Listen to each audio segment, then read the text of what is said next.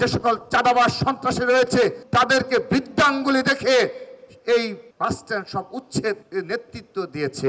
আমরা তখন দেখেছি সকল ছাত্র সংগঠন, সকল সাধারণ শিক্ষার্থী সাম্যের পক্ষে, পারভেজের পক্ষে এবং সর্বশেষ জুবাইদের পক্ষে তারা তাদের স্পষ্ট অবস্থান ব্যক্ত করেছে।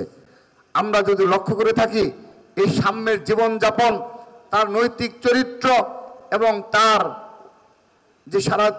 যে চলার পথে তার কোনো অন্যায় রয়েছে কিনা, জুবাইদের কোনো অন্যায় রয়েছে কিনা, পারভেজের কোনো অন্যায় রয়েছে কিনা, সাধারণ শিক্ষার্থীরা তার সহপাঠীরা বারবারই সাক্ষ্য দিয়েছে যে তাদের সামান্যতম কোনো অন্যায় তোপরের কথা তারা খুবই সাবলীলভাবে সৎ পথে জীবনযাপন করত এবং তাদের নৈতিক চরিত্র সহ অনেক উচ্চ মানের ছিল।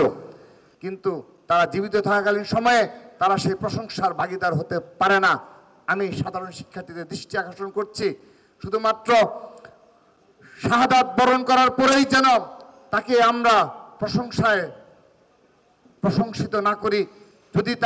যদি এ ধরনের হাজার হাজার সাধারণ শিক্ষার্থীদের মাঝে ছাত্র দলের নেতাকর্মী থাকে, তারা যেন তাদের যে প্রাপ্য প্রশংসাটুকু তারা যেন সেই প্রশংসাটুকু পায়।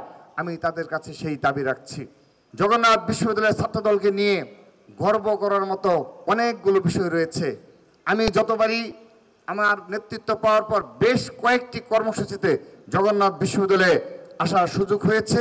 আমি এবং আমার সাধারণ সম্পাদক আমরা সবসময় জগন্নাথ বিশ্ববিদ্যালয় নিয়ে, ঢাকা বিশ্ববিদ্যালয় নেয় জগন্নাথ বিশ্ববিদ্যালয়কে নিয়েও আমরা প্রশংসায় উচ্চকিত কণ্ঠ।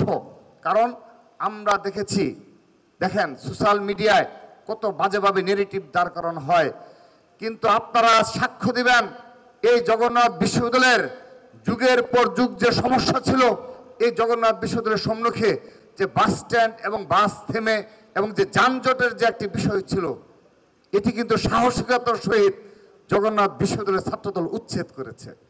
যে জগন্নাথ বিশ্ববিদ্যালয়ের ছাত্রদল সকল প্রতিকূলতাকে মোকাবেলা করে এবং যে সকল চাঁদাবাজ সন্ত্রাসী রয়েছে তাদেরকে বৃদ্ধাঙ্গুলি দেখে এই বাস স্ট্যান্ড সব উচ্ছেদ নেতৃত্ব দিয়েছে।